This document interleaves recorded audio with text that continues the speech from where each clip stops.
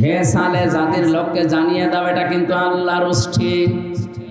আয়াতান, এটা আল্লাহর নিদর্শন। এটা কি বলেন বলেন? আয়াত মানে নিদর্শন।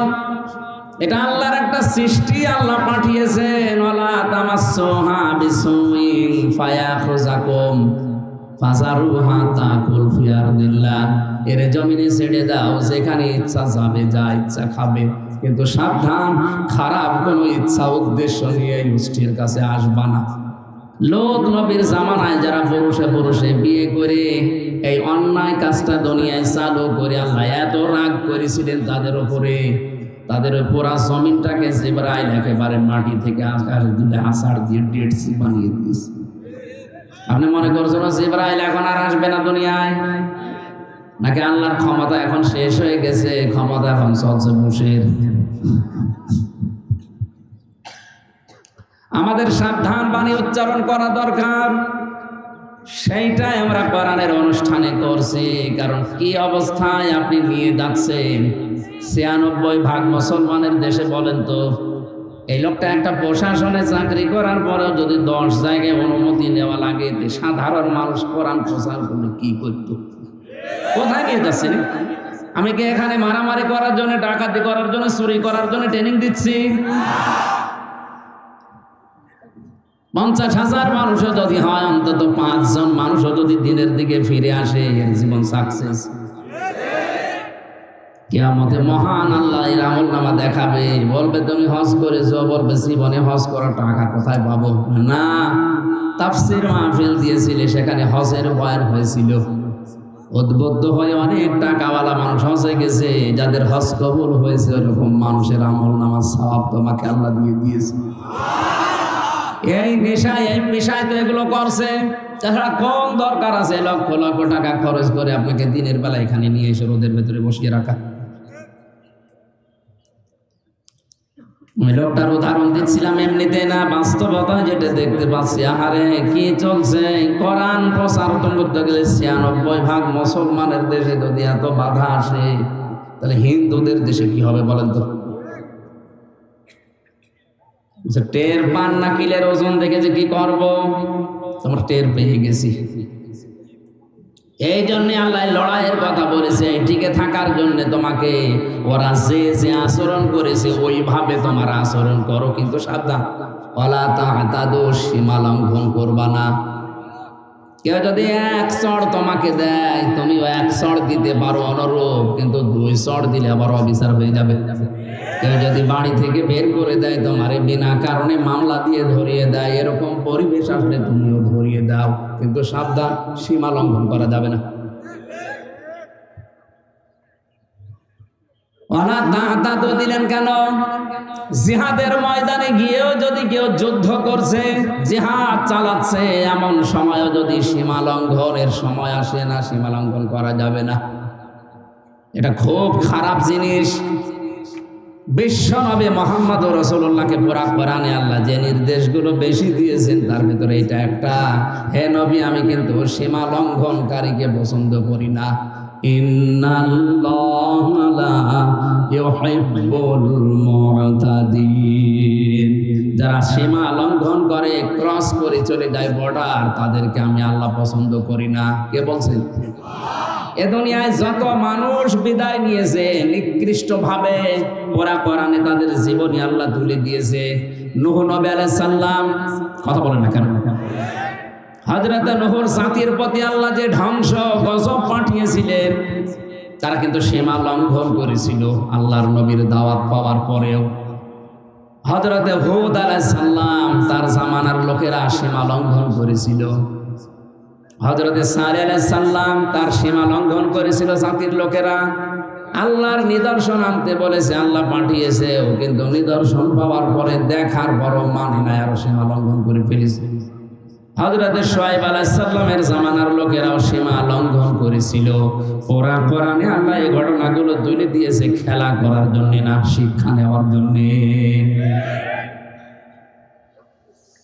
وإلى ثمود أخاهم صالحا قال يا قوم اعبدوا الله ما لكم من إله ইলাহিন গায়রু। একটু ভালো করে শুনবেন, এখানে শিক্ষা আছে। স্মরণ করো ওই সময়ের কথা যখন আমি সালেহকে, তার বংশ, তার ভাই, তার এলাকার মানুষ যারা ছিল তাদের কাছে পাঠালাম। হযরতে সালেহ তিনি আল্লাহর যে আসমানি কিতাব ওই সময় ছিল সহিফা, হাতে নিয়ে বললেন, জাতির লোকেরা, আমি তোমাদেরকে এমন একটা দিনের ভয় দেখাচ্ছি যেই দিনে বেচা কিনা চলবে না, আল্লাহ ছাড়া কোনো মাবুদ নেই, এই কথাটা স্বীকার করে নাও।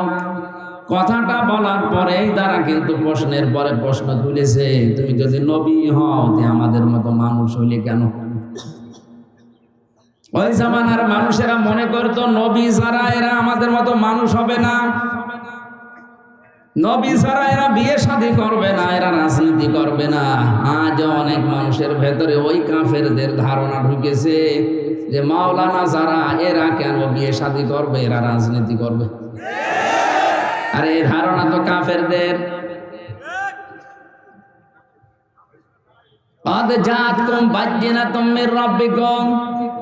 অবশ্যই তোমাদের কাছে তোমাদের রবের পক্ষ থেকে স্পষ্ট দলিল আর প্রমাণ এসে গেছে, তোমরা মেনে নাও। এই যে সহিফা দেখালেন, তারা বলছে সহিফা আমরা মানি না, আমরা একটা জিনিস দেখতে চাই, যদি দেখাতে পারেন তাহলে মেনে নেব আপনারে।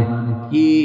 এই যে বিশাল পাহাড়, এই পাহাড়ের উপরে যে বড় একটা পাথর আছে, ওই পাথরের ভেতর থেকে 10 মাস 10 দিনের গর্ভবতী একটা উটের বাচ্চা বের করে নিয়ে আসা লাগবে। নবীরা কোনো বিপদে পড়লে আগে নামাজে যেতেন, কিসে? আগে সেজদা দিয়ে বলতেন, আল্লাহ তুমি দেখো আমি কি করব এখন।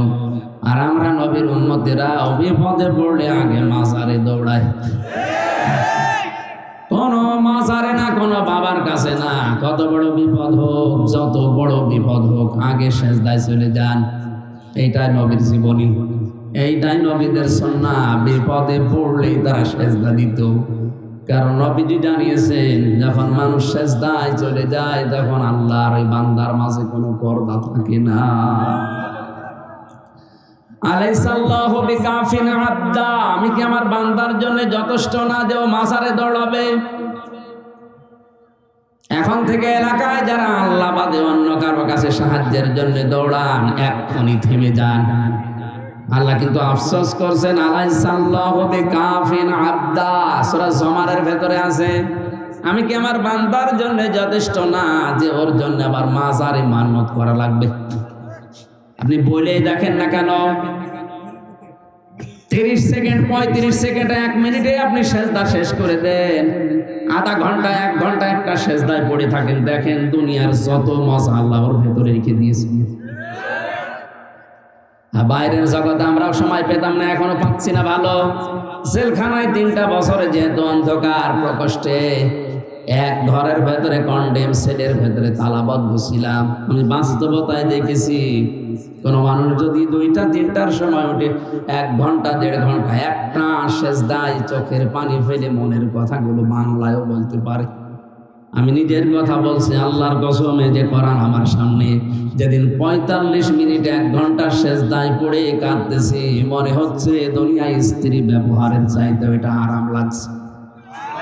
আপনি করিয়ে দেখেন কত আরাম, কত শান্তি আল্লাহ ওর ভেতরে রেখেছে।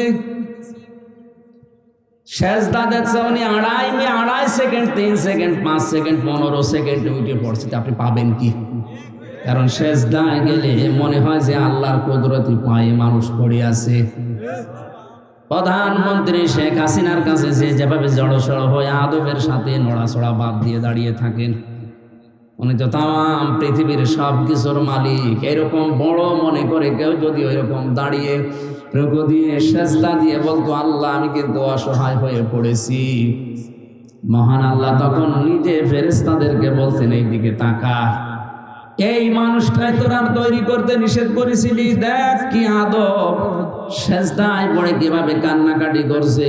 মন থেকে যদি সত্যি মানুষ কিছু বলতে পারে, ওটা কিন্তু আরো সে চলে যায়। আমরা মন থেকে বলতে পারি না, অধিকাংশ কাজ হয়ে যায় আমাদের লোক দেখানো, এই জন্য তাসির হয় না ওর ভেতরে। হযরতে সালেহ সেজদায় পড়ে যখন কথাগুলো আবেগ নিয়ে বলছিলেন, আল্লাহর পক্ষ থেকে আদেশ এসেছে, সালেহ ঠিক আছে তুমি রাজি হয়ে যাও, ওদেরকে নিয়ে আসতে বলো, আমি আল্লাহ এই মুজিজা তোমার মাধ্যমে দেখাবো। ওখান থেকে উট নেমে আসতেছে। এবার আমার শিক্ষা দেওয়ার বিষয় যেটা চলে এসেছে ভালো করে, হাদিহি নাকাতুল্লাহি লাকুম আয়াতান ফাদারুহা তাকুল ফি আরদিল্লাহ ওয়ালা তামাসসুহা বিসুইন ফায়াখুদাকুম আযাবুন আলীম। এটা সূরা আরাফ। এই মাইক কার মাইক? মাইক তো ভালো, খারাপ না, মাইক ভালো আছে, কিন্তু এটা টাঙানো মনে হয় ডিস্টার্ব হচ্ছে। আমি এখান থেকে একেবারে শর্টকাটে একটা শিক্ষা নিয়ে আসার জন্য আয়াতটা পড়লাম, জায়গা মতো এসেছে। আর এখন যদি ডিস্টার্ব করেন, এই চুপ করেন, শোনা যত আছে নাকি? যতটুকু শোনা আছে ভালো করে পয়েন্টটা শোনেন। কত মানুষ বসে আছে দেখছেন না? এখানে কত আলেম ভেতরে ভেতরে আছে, আপনি টের পাচ্ছেন না? চেহারা আমার অনেকে চেনা, আমি দেখতে পাচ্ছি। দেখেন কি সুন্দর করে তারা বোঝার চেষ্টায় আছে। আল্লাহ তাআলা বলেন, হাদিহি নাকাতুল্লাহ, হে সালেহ জাতির লোককে জানিয়ে দাও, এটা কিন্তু আল্লাহর উষ্ঠি। আয়াতান, এটা আল্লাহর নিদর্শন। এটা কি বলেন বলেন? আয়াত মানে নিদর্শন, এটা আল্লাহর একটা সৃষ্টি, আল্লাহ পাঠিয়েছেন। ওয়ালা তামাসসুহা বিসুইন ফায়াখুযাকুম ফাযারুহা তাকুল ফি আরদিল্লাহ, এর জমিনে ছেড়ে দাও, যেখানে ইচ্ছা যাবে, যা ইচ্ছা খাবে, কিন্তু সাবধান, খারাপ কোনো ইচ্ছা উদ্দেশ্য নিয়ে মুষ্টির কাছে আসবা না। যদি আসো ফায়াখুযাকুম আযাবুন আলীম, এই যে আসো যদি, তাহলে সীমা লঙ্ঘন হবে, তখন আল্লাহর আযাব তোমাদেরকে ধরবে। হযরতে সালেহ ঘোষণা দেওয়ার পরে যেখানে যায়, যেখানে ইচ্ছা যায়, যা ইচ্ছা খায়। হাজার হাজার বছর আগে নাই উষ্ঠি আল্লাহ পাঠিয়েছিলেন, ১৫০০ বছর আগে যেটা পাঠিয়েছেন আয়াত হিসাবে, নিদর্শন হিসাবে, পৃথিবীর শ্রেষ্ঠ নিদর্শন, তার নাম কোরআন। কথা বলেন না কেন? হযরতে সালের যে উষ্টি, ওটা বিদায় নিয়েছে, ওর কার্যকারিতা মুজিজা শেষ হয়ে গেছে। হযরতে মুসাকে আল্লাহ লাঠি দিয়েছিলেন, উনি কবরে গেছে, লাঠিরও কার্যকারিতা শেষ হয়ে গেছে। এখন আর মিশরের জাদুঘরে ওই লাঠি ছেড়ে দিলে সাপ হয় না। কথা বলেন। হযরতে ঈসা নবী বিদায় নিয়েছে, উনি মারা যাননি, উনি আসমানে আছে, আসবে কিয়ামতের আগে। উনি যেমন হাত দিলে চোখ ভালো হয়ে যেত, মানুষের অন্ধ, কুষ্ঠ রোগী ভালো হয়ে যেত, এখনো হযরতে ঈসা নেই, এই জন্য কেউ চোখের উপরে আর হাত দিলে চোখ ভালো হয় না। পৃথিবীর যত নবী আল্লাহ কম বেশি তাদেরকে মুজিজা দিয়েছিলেন, আশ্চর্য কোন জিনিস, তারা বিদায়, মুজিজার কার্যকারিতাও বিদায়। মুহাম্মদুর রাসূলুল্লাহকে আয়াত আল্লাহ যা দিয়েছেন, যে মুজিজা দিয়েছেন, এ মুজিজায়ে কোরআনে আয়াত আজও আছে না নেই? কিয়ামত পর্যন্ত থাকবে। এ কোরআন যেখানে ইচ্ছা যাবে, যেখানে ইচ্ছা যাবে, যা ইচ্ছা করবে। কথা বলে না কেন? উষ্ঠিকে আল্লাহ বলেছিলেন, এরা আমার উষ্ঠি, তাকুল ফি আরদিল্লাহ, এটা জমিনে খেয়ে বেড়াবে, সাবধান, যা খাবে, যেখানে যাবে, কিছু বলতে পারবা না, কারণ জমিন আমি আল্লাহ, উষ্ঠিও আমি পাঠিয়েছি। আল্লাহ তাআলা কোরআনের পক্ষে দলিল দিচ্ছেন, আলা লাহুল খালকু ওয়াল আমরু, এ জমিন আমি বানিয়েছি, জমিনে চলবে আমার বিধান। সুতরাং কোরআনে কারিম যাওয়া দরকার যেখানে যেখানে, ওই জায়গায় যদি কেউ যেতে বাধা দেয়, সে আল্লাহর শত্রু। কথা বোঝার না বোঝার ভান করে আছেন কারা? দেখে হাত তোলেন তো। কোরআন আপনি শুধু ঘরের ভেতরে যেতে দেন, মাদ্রাসায় যেতে দেন, খানকায় যেতে দেন, মসজিদে যেতে দেন, কেন কোরআন সংসদে যেতে পারে না? কোরআন বিচারালয়ে যেতে পারে না? কোরআন ইউনিয়ন পরিষদে যেতে পারে না? মন্ত্রণালয়ে যেতে পারে না? যেখানে যেখানে যাওয়ার ইচ্ছা কোরআনের আল্লাহ যেখানে যেখানে নাম দিয়েছে ওখানে নিয়ে যান, সাবধান, বাধা দেবেন না। বাধা দিলে সালেহ নবীর জামানায় যে গজব এসেছিল, আল্লাহ কিন্তু এখনো পাঠাতে পারে। আমার কথার অর্থ যারা বুঝেছেন, আলহামদুলিল্লাহ। আপনি যদি নাও বসেন রাম আর আমরা বুঝে ফেলেছি কি বলতে চাই। এই জন্যই তো আসতে দেয় না। ওরা জানে যে কত দূর গেছে। কোরআন শরীফ পড়ে আমার বাবা মারা গেছে। আরে বেটা, তোর বাবা মরে গেছে, এখন পড়ি করবো কি? তোর বাবা যেখানে যেখানে ছিল ওই জায়গাগুলো যদি কোরআন নিয়ে যেত তাহলে আজ আর পড়া লাগতো না। তোর বাবা কোথায় কোথায় গেছে তুই টের পাস না? তোর বাবা ব্যবসা করেছে, ওই ব্যবসা প্রতিষ্ঠানে কোরআন ছিল না। ওখানে অনেক ব্যবসা প্রতিষ্ঠান বাংলাদেশে আছে। আজ বিভিন্ন গার্মেন্টস থেকে মেয়েদের কান্নার আওয়াজ আসে।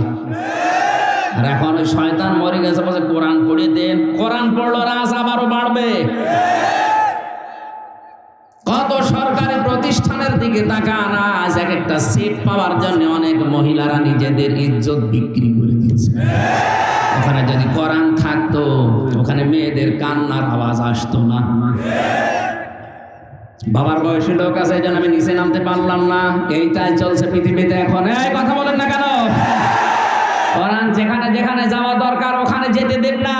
খালি মানুষ মরিয়ে গেছে, কোরআন পড়ান। আল্লাহর নিদর্শন, আল্লাহর এই আয়াত। এই নিদর্শন কার? এই আয়াতগুলোকে আমার বানানো। আল্লাহর নিদর্শন, আল্লাহর আয়াতে যেখানে ইচ্ছা যাবে, কেউ বাধা দিতে পারবে না। কেউ বাধা দিলে বুঝবেন ওটা সালেহ আলাইহিস সালামের জামানার কাফেরদের মতো কাফের। আযাব আসতেছে, কোরআনের বিরুদ্ধে যারা অবস্থান নিয়েছে আযাব আসছে। আমি তো আমার এই ছোট্ট চোখে যা দেখলাম, এদেশে যারা সত্যি ডাইরেক্ট ইনডাইরেক্ট কোরআনের বিরুদ্ধে অবস্থান নিল, হয়তো কেউ ডাইরেক্ট নিয়েছে, কেউ ইনডাইরেক্ট। আপনি তাকান তাদের জীবনের দিকে। এ মানুষগুলোর শেষ বয়সে তাদের ছেলে মেয়ে বউ বেটার বউ সব মুখে লাথি দিয়ে দাঁড়িয়ে দিয়েছে, অথচ বিশাল দাপট ছিল দুনিয়ায়। আপনি আর কয় টাকার মালিক এখন? আবু জেহেল ওই সময় প্রেসিডেন্ট ছিল। কোরআনের বিপক্ষে অবস্থান নেওয়ার কারণে আল্লাহ তাকে যৌন অক্ষম করে দিয়েছিলেন। বউ ছিল ওর, কিন্তু কাজ করতে অন্যজন। এই জন্য ওর স্ত্রীর নাম হচ্ছে নাকেরা। নাম কি? নাকেরা মানে অনির্দিষ্ট, নিজে কাজ করতে পারতো না। আজ যারা কোরআনের বিরুদ্ধে অবস্থান নেবেন, আল্লাহ আপনাকে এমন শাস্তি দেবে, খালি দেখে দেখে হাঁ করে থাকবেন, কিছু বলতে পারবেন না। এইটাই বাস্তব। কাবা শরীফ তাওয়াফ করছিলাম, হঠাৎ করে দেখি পেটে ব্যথা। কি গো? এক পুলিশকে জিজ্ঞাসা করলাম, ভাই এতক্ষণ তো ভালোই ছিলাম, এখন আমার পেটে ব্যথা করছে, কি জায়গার দোষ? পুলিশ আমার বলছে, হাজিউল হজ্জা দেয় না বিলাদুকা। ও হাসি, দেশ কোথায়? বাংলাদেশ। ও, আপনি জানেন না এটা কোন জায়গা? না তো। আবু জেহেলের বাড়ি। আপনি এখনো পায়খানা না করে দাঁড়িয়ে আছেন, টানাটানি করে। পায়খানা করে দেখি সত্যি আমার পেটের ব্যথা ভালো হয়ে গেছে। আল্লাহ আমাকে বোঝাতে চাই, হামজা এত টাকা পয়সা খরচ করে সেই বাংলাদেশ থেকে আসলে এখানে আর শয়তানের মুখে পায়খানা না করে চলে যাবা, তাড়াতাড়ি করো। দেখেন তো সে দেশের প্রেসিডেন্ট, কত দামি জায়গা তার, কাবার পাশে ওর বাড়ি, অথচ জায়গাটাকে আল্লাহ এত নিকৃষ্ট বানিয়ে দিয়েছে। তামাম দুনিয়ার মানুষেরা এখন যায় ওই জায়গাতে পায়খানা না করে দেশে যায় না। কোরআনের বিরুদ্ধে আমি ডাইরেক্টই বলছি, যারা যে অবস্থান নিয়েছে, কেউ ডাইরেক্ট নিয়েছে, কেউ ইনডাইরেক্ট নিয়েছে। আপনাকে আল্লাহ ছাড়বেন, আপনার বাড়ি পর্যন্ত নিকৃষ্ট, এমনকি আপনার নামও কেউ দুনিয়ায় রাখবে না। আপনার নাম আর কত সুন্দর, আপনার চাইতে ইয়াজিদের নামটা সুন্দর না? অনেক সুন্দর ছিল, মসজিদের ইমাম ছিল, কিন্তু নামটা এত বেশি ঘৃণিত করে আল্লাহ দিয়েছে, নামটার নাম নেই, ইয়াজিদ এখন গালি হয়ে গেছে। কাউকে যদি রাগাতে চান বলবেন এই ইয়াজিদের বাচ্চা। আমার মনে হয় কাউকে যদি বলা হয় ভাই ছেলে হয়েছে 5,000 টাকা দেব, নামটা আবু জেহেল রাখেন, রাখবে? ছেলে দরকার হয় গলা টিপে মেরে ফেলবো। আর শিক্ষিত মানুষেরা কান খাড়া করে মিলান। আল্লাহর নিদর্শন এসেছিল, যেখানে ইচ্ছা যাবে, যা ইচ্ছা খাবে। এখন তো ওই নিদর্শন গোষ্ঠী নেই। এখন আল্লাহর নিদর্শনের নাম কি? আল্লাহর আয়াতের নাম কি? এইটাই শিক্ষা আজকের মাহফিলের। যেখানে ইচ্ছা যাবে, যেখানে ইচ্ছা খাবে, যা ইচ্ছা করবে, কেউ বাধা দিতে পারবেন না। বাধা দিলে খবর আছে। এখানে প্রায় 9টা জাতির কথা আছে, সবাইকে আল্লাহ ধ্বংস করেছে খালি সীমা লঙ্ঘন করার কারণে। আল্লাহ এমনিতে কিছু পাঠান না, পাঠানোর পরে যদি না মানে তখন আর ছাড়েন না। আল্লাহ তো পাঠিয়েই দিয়েছে, 1500 বছর আগে পাঠিয়েই দিয়েছে, কিয়ামত পর্যন্ত এটা থাকবে। এখন যদি কেউ বেঈমানি করেন, না বোঝার ভান করে থাকেন, আরে ভাই আমরা তো কোরআনের মালিক না। কোরআনের মালিক এই লোকটাও না। কোরআনের মালিক কে বলেন? এই জমিনের মালিক কে? আমরা তো কামলা। কামলা বোঝেন? এই যে কাজ করে খাচ্ছে মাঠে ঘাটে, এই জমিনের মালিক মনে করেন স্বপন সাহেব 5 জন মানুষকে নিয়েছে, যেখানে ধান লাগালাম সারাদিন, মাগরিবের আগে বলছে আপনাদেরকে আমি টাকা দিয়ে দেব, আসরের নামাজের পরে টাকা দিয়ে দেবে আমাদের। কিছুক্ষণ আগে আসরের সময় হতে আর মাত্র 5টায় সময় টাকা দেবে, 10 মিনিট বাকি আছে। কয়েকজন মস্তান এসে মোটরসাইকেল নিয়ে বলছে ধান সব তুলে ফেলবো। আমরা যদি বলি না ভাই আর 10 মিনিট পরে তোলেন, কারণ এ জমি আমাদের না, এ ধানও আমাদের না। আমরা আছি আমাদের টাকা নেওয়ার জন্যে, কারণ টাকা না পেলে আমাদের সংসার চলবে না। কথা বলেন ঠিক কিনা? এরপরেও যদি মস্তান বলে না তুলেই ফেলবো, তখন মারামারি হওয়ার সম্ভাবনা নেই। মালিক তো নেই, আমরা তো কামলা, আমরা তো জন, মনীষ, পাট, লেবার যাই বলেন। অন্তত আমাদের বেতন পাওয়ার জন্য হলে এই লোকগুলোকে এখন ঠেকাতে হবে। ঠেকাতে গিয়ে ধস্তাধস্তি, মারামারি, হাতাহাত, মেরেও ফেলা লাগতে পারে, কারণ আমাদের টার্গেট বেতন। আমাদের টার্গেট কি? আমরা ঠিক এই কায়দায় জমিনে আছি। এ জমিনের মালিকও আমরা না, কোরআনের মালিকও আমরা না, আমরা কামলা, খাদেম। এই কোরআন প্রতিষ্ঠার জন্য চেষ্টা করে যাচ্ছি। বিকাল 5টা মানে জীবনের শেষ দিন পর্যন্ত চেষ্টা করে যাব। এর মাঝখান থেকে কেউ যদি এসে বাধা দিতে চান, হয় হাতাহাতি হবে, মারামারি হবে, মেরেও ফেলতে পারি। এখানে কোনো আপোষ নেই, কারণ আমার বেতন দরকার, আর আমাদের বেতনের নাম জান্নাত। এই কথা বলুন। এটা পাওয়ার জন্য যদি কোরআন বিরোধী কাউকে পাওয়া যায়, বাধা দানকারী, তাকে কিন্তু বিকাল 5টার আগে ছাড়া হবে না।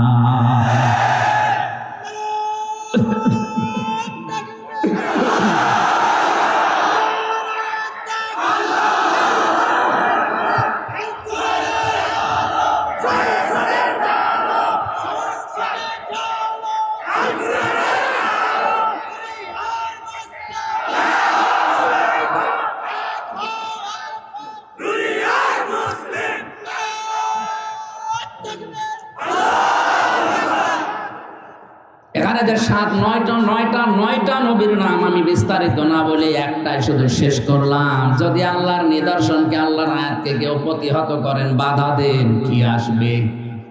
শাস্তি। কি আসবে? শাস্তিগুলো কিন্তু চলে আসতেছে একটা একটা করে।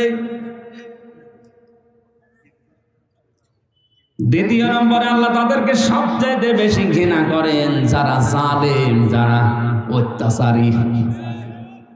জালেম মানে যেই জিনিস যেখানে রাখা দরকার ওইটা ওই জায়গায় না রেখে অন্য জায়গায় রাখে যারা, তারাই আল্লাহর দৃষ্টিতে জালেম। আপনি যে কোনো ধর্মের হন, আপনি সত্যি করে মন থেকে বলেন তো কোরআনে কারিম আসলে থাকা দরকার সবচাইতে উপরে না পায়ের কাছে? আরে ভাই উপরে তো আপনি আর রাখেন না। উপরে রাখতে গেলে রাজনীতি মনে করেন আপনি, এটা তো রাখার দরকার উপরে। উপরে না রেখে যারা আজ নিচে রাখতে চায়, পেছনে টান মেরে ফেলতে চায়, তারা জালেম। এই যে টুপিটা, এটা মাথায় দেওয়া দরকার কোথায়? বলেন বলেন। এটা যদি আমি পায়ের সাথে বেঁধে রাখি, এটা টুপির সাথে জুলুম। 96% মুসলমানের দেশে কোরআন থাকবে সবার উপরে, সংসদে। ওখান থেকে আইন প্রণয়ন হবে কোরআন দিয়ে, ওইটা বাংলাদেশে বাস্তবায়ন হবে। এগুলো না করে যারা আজ মানুষের তৈরি করা আইনগুলো কায়েম করার জন্য চেষ্টা করছেন, আপনি জালিম। শিক্ষিত মানুষের জন্য আমি নাম নিলাম না, আপনি বুঝে ফেলেছেন। আপনি আল্লাহর কাছে ঘৃণিত যারা কোরআনের আইন বাদ দিয়ে মানুষের আইন তৈরি করা, প্রতিষ্ঠা করার জন্য চেষ্টা চালাচ্ছে। তিন নম্বরে আল্লাহ তাদেরকে বেশি ঘৃণা করেন যারা অহংকারী। এই পৃথিবীতে অনেকে সম্পদের অহংকার করা, ক্ষমতার অহংকার করার কারণে আল্লাহ ঘৃণিত বানিয়ে বিদায় দিয়েছে, যেমন কারণ। সূরা কাসাসের ভেতরে বিস্তারিত লেখা আছে কারণকে আল্লাহ এত শাস্তি দিয়েছেন কঠিন এই অহংকারের জন্য, সম্পদের অহংকার করেছিল। মুফাসসির লিখেছেন আল্লাহ এখনো পর্যন্ত প্রতিদিন ওরে মাটির ভেতরে 1 বিঘত করে গাড়তেছে, কিয়ামত পর্যন্ত 1 বিঘত করে মাটির নিচে গাড়তেই থাকবে। বলেন নাউজুবিল্লাহ। 4 নম্বরে আল্লাহ তাদেরকে পছন্দ করে না যারা অপচয় করে, অপব্যয় করে। এখানে দুটো গুরুত্বপূর্ণ শব্দ আছে, এইদিকে তাকান। অপচয় আর অপব্যয় আরবিতে শব্দ হচ্ছে দুইটা, একটা হচ্ছে ইসরাফ আর একটা হচ্ছে তাবজির। ইসরাফ কাকে বলে? এ লোকটা 2 কেজি আম লাগবে পরিবারে, টাকার গরমে 10 কেজি আম কিনে 8 কেজি পচাচ্ছে আর 2 কেজি খেয়েছে, এটার নাম ইসরাফ, এটা হারাম। আম কেনা জায়েজ নেই, কথা বলেন না কেন? কিন্তু বেশি করে ফেললেন আপনি, এটার নাম ইসরাফ। আর তাবজির কাকে বলে? যেটা কেনা জায়েজ নেই ওইটা যদি কেউ টাকা দিয়ে কেনে, যেমন মদ, বিড়ি, কথা বলছেন না? সুতরাং যারা বিড়ি কেনেন, সিগারেট কেনেন, মদ কেনেন, এটা হচ্ছে তাবজির। ওই যে আলু কিনে বা আম কিনে টাকা নষ্ট করেছে, ওইটা হচ্ছে ইসরাফ। আর কেউ যদি টাকা নষ্ট করে, মদ কিনে, বিড়ি কিনে, সিগারেট কিনে, সেটা হচ্ছে তাবজির। আর তাবজির যে করে সে আর মানুষ থাকে না, সে শয়তানের ভাই হয়ে যায়। আমার এই ছোট্ট জীবনে পুরা কোরআন শরীফ আমি প্রায় এই জেলখানায় প্রায় 250 বারের উপরে পড়লাম পুরাটা। আমার যতটুকু জ্ঞান আছে আমি দেখেছি ওরা কোরআনে কোনো জায়গায় আল্লাহ শয়তানের ভাই বলে কাউকে উল্লেখ করেননি। শুধু একটা মানুষকে শয়তানের ভাই বলেছে, ইন্নাল মুবাযযিরিনা কানু ইখওয়ানাশ শায়াতিন। যারা অপচয় করে এরা শয়তানের ভাই, আর শয়তানের ভাই তো শয়তানি। কথা বলেন না কেন? তাহলে ইসরাফ আর তাসরিফ তাফসীর বুঝলেন যে বৈধ জিনিস কেনার ক্ষেত্রে বাড়াবাড়ি করা, বেশি খরচ করা, এটা ইসরাফ, এটাও হারাম। আর অবৈধ জিনিস কেনার ক্ষেত্রে টাকা পয়সা খরচ করা, এটা তাফসীর দুইটাই হারাম। তাই একটা একটু বেশি খারাপ আর একটু আল্লাহর কাছে একটু কম খারাপ। দুইজনকে আল্লাহ পছন্দ করেন। 3-5 নম্বরে যারা আমানতের খেয়ানত করে, পাপী যারা। কোরআন জানিয়েছে কুলু ওয়াশরাবু ওয়া লা তুসরিফু, খাও পান করো কিন্তু ইসরাফ করবা না। অথচ এটা আজ বাংলাদেশে বেশি চলছে। আমানতের খেয়ানত মানে আমরা মনে করি 10,000 টাকা দিলাম, ওই টাকা আর ফেরত দিল না, এটা আমানতের খেয়ানত করলো না। এটা তো এক প্রকার আমানতের খেয়ানত। সবচাইতে বড় ওইটা যে চেয়ারে বসার যোগ্যতা রাখে না, সে জোর করে যদি বসানো হয়, এটা আমানতের খেয়ানত। আপনি বিবেক দিয়ে বলেন তো এটা বাংলাদেশে হচ্ছে না হচ্ছে না? সবচাইতে বেশি হচ্ছে। আর বলতে গেলে হামজা খারাপ হয়ে যায়। আরে ভাই, আপনি তো আমানতের খেয়ানত করে বসে আছেন, আপনার যোগ্যতা আছে চেয়ারে বসার। যে সিস্টেমে বসেছেন ওই পুরাটাই তো ভেজাল গলদ। এখানে বসার কথা যার ছিল তারে আপনি বসতে দেন না, জোর করে তাহাজ্জুদের আগে কাজ করে নেন। এটা না আমাদের উচিত হচ্ছে যেখানে যেখানে যার বসা, ওখানে যদি তাকে না বসিয়ে অন্য কাউকে বসানো হয়, এটা খেয়ানত। আর খেয়ানত যারা করেছেন, এর সাথে যারা সম্পৃক্ত, তাদেরকে আল্লাহ ঘৃণা করেন, ঘৃণা করেন, ঘৃণা করেন। এখন যদি বলেন না এটা উল্টি আমাদের পক্ষে দেন, আমি দেবো। আয়াত আছে, হ্যাঁ, কোন আয়াত আছে আপনার পক্ষে? সব আপনার বিপক্ষে। বুঝছেন? এই জন্যই তো হতে দেয় না। আপনি হতে দেন না, আপনি তো আরো নিজের ক্ষতি করছেন। 6 নম্বরে তারা যারা ফাসাদ সৃষ্টি করে, বিশৃঙ্খলা তৈরি করে। 7 নম্বরে যারা মন্দ কথা বলে, মন্দ কাজ করে, এদেরকে আল্লাহ সব চাইতে বেশি ঘৃণা করেন। বলেন নাউজুবিল্লাহ। আল্লাহুম্মা আমিন। রব্বানা যালামনা আনফুসানা ওয়া ইল্লাম তাগফির লানা ওয়া তারহামনা লানাকুনান্না মিনাল খাসিরিন। রব্বানা যালামনা আনফুসানা ওয়া ইল্লাম তাগফির লানা ওয়া তারহামনা লানাকুনান্না মিনাল খাসিরিন। রব্বুল আলামিন, সিরাজগঞ্জ পাবনার কালিয়াকড় এই ময়দানের দিকে তোমার দৃষ্টিটা দিয়ে দেখো। হাজার হাজার বান্দা বান্দিরা দিনের বেলায় হাজারো কাজ বাদ দিয়ে তারা কোরআনে কারীম শুনছিল। কোরআন শোনার জন্য যাদের এত আগ্রহ, আল্লাহ এদেরকে তুমি ওমরের মতো হিরো বানিয়ে দাও। সওয়াব যদি দিয়েই থাকো কোটি কোটি গুণে বাড়িয়ে দাও। কিয়ামতে যেদিন কেউ কারো হবে না, সুপারিশ করার জন্য যে নবী আসবে ওই নবীর রওজায় পৌঁছিয়ে দাও। দুনিয়ার মাটির নিচে যত মানুষ আছে আল্লাহ কোরআনের ইজ্জতে মাফ করে দাও। যত গুনাহ করিয়াছি গোপনে মাফ করে দাও আল্লাহ তুমি নিজ গুণে। এ মাহফিলের আয়োজন করতে গিয়ে তোমার যে যুবক বান্ধবরা এলাকা মানুষকে সাথে নিয়ে কোরআনের আয়াতে আঞ্জাম দিল, আমার আকরাম ভাই সহ যত যুবকরা এই মাহফিলের জন্য শ্রম দিয়েছে, অনেকের নাম আমি জানি না, তোমার কুদরতের খাতায় তাদের নামগুলো লিখে নাও। যে মা তাদেরকে পেটে নিয়েছে, মায়ের পেট তুমি খালি তাদের কবরের মতো বানিয়ে দাও। আল্লাহ তাআলা আমার স্বপন ভাইয়ের স্ত্রী সন্তানাদের যেগুলো দিয়েছে সহি সালামতে রাখো, তার মা বাবাকে ক্ষমা করে দাও। সাইদুল ইসলাম ভাই, নাসির ভাই সহ যত মানুষ কোরআনের জন্য খেদমত করেছে আল্লাহ ওসমানের সাথে কবুল করো।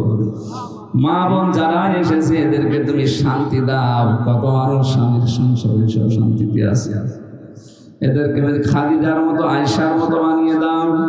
স্বামীগুলোকে হযরতে মুহাম্মদ রাসূলুল্লাহর মতো চরিত্র দাও, হযরতে আলীর মতো স্বামী বানিয়ে দাও। আল্লাহ তাআলা বড় আশা নিয়ে কোরআনের এই ময়দানে তুমি জেলখানা থেকে যখন মুক্তি দিয়েছো, আমার কণ্ঠটা আগের অবস্থায় ফিরিয়ে দাও। সহজ সরল ভাষায় কিছু কথা যেন বলতে পারি, সেই তৌফিক দাও। কোরআনের জন্য আমাকে যারাই ভালোবাসে আল্লাহ তুমি তাদেরকে তুমি পরে তুলে নাও। মোজাম্মেল ভাই সহ যত মানুষ কোরআনে কারিমের জন্য আমাকে ভালোবাসে মহব্বত করে আল্লাহ তুমি হামে ও নাসির হয়ে যাও। রব্বি হাবলি মিনাস সালিহিন, রব্বি হাবলি মিনাস সালিহিন। আসরের নামাজের আযান হবে, আমরা শেষ করে দিয়েছি। যতটুকুই শুনলাম জানলাম, অন্তত এই 7 প্রকার মানুষ থেকে তুমি আমাদেরকে বাঁচাও। আমরা এদের সাথে সম্পর্ক রাখতে চাই না, যেন না রাখি সেই ব্যবস্থা করে দাও। আমরা তোমার গোলাম হতে চাই। ইয়াকা না'বুদু ওয়া ইয়াকা নাস্তাঈন। আল্লাহুম্মা ইন্নী আসআলুকা শাহাদাতান ফি সাবিলিক ওয়াজআল মাউতি ফি বালাদি রাসূলিক। তোমার ইসলাম তুমি রক্ষা করবা আমাদের মাধ্যমে, আল্লাহ তুমি আমাদেরকে মাধ্যম বানিয়ে দাও। শাহাদাতের মরণ দিয়ে ধন্য করো। কখন কার ডাক চলে আসে জানি না, সেজদা অবস্থায় মরতে চাই। যখনই নামাজের সেজদায় থাকবো, আজরাইলকে পাঠিয়ে আস্তে করে জীবনটা তুমি নিয়ে নিও। আর একবার হলেও যেন পড়তে পারি শেষ কথা, লা ইলাহা ইল্লাল্লাহু মুহাম্মাদুর রাসূলুল্লাহ।